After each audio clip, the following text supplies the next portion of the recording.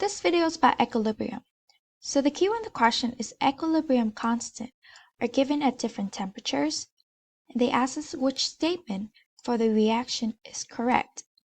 And the concept of this question is characteristics of reversible reactions. So what are reversible reactions? As the name suggests, they're reversible.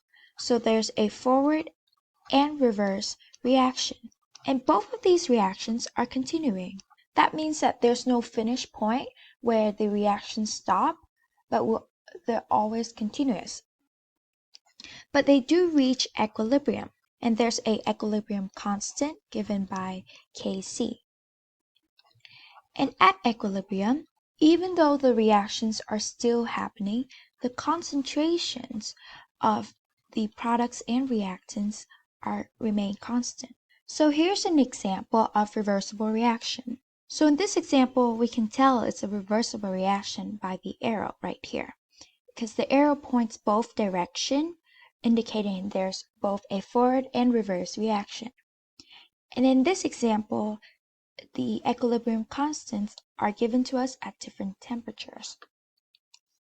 So from this table, we can derive that as temperature increases, the equilibrium constant also increases. And our equilibrium constant Kc is the concentration of products over the concentration of reactants.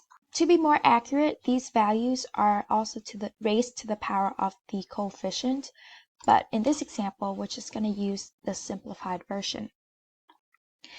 And for Kc to be a bigger value, we can see that we need to increase more products, because products in this formula is the numerator, and it's what will make the Kc a bigger value. And so from this correlation, we can tell that as we increase temperature, products will increase. So that means heat is favored by the forward reaction, which means the reaction tends to shift this way as temperature increases. And in a reversible reaction, the reaction will shift to the side that has less products / reactants, because the other side has excess amount, so it upsets the balance. So as heat increases, there's excess heat on this side.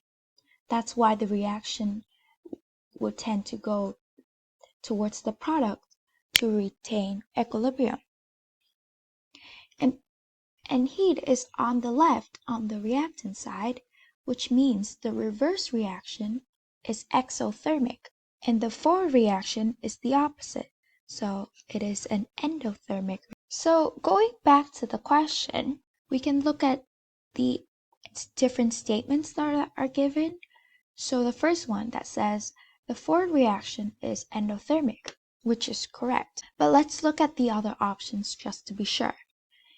They tell us that H2O and CO, which are the products, are more stable than the reactants. We are not given enough information to determine the stability of the products or reactants, so this caution is wrong.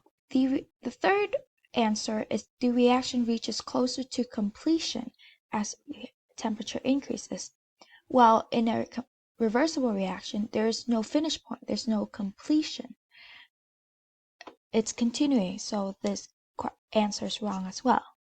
And lastly, the reverse reaction is favored by high temperatures. This is wrong because we know that the forward reaction is favored by high temperature, not the reverse reaction. So our final answer is answer A.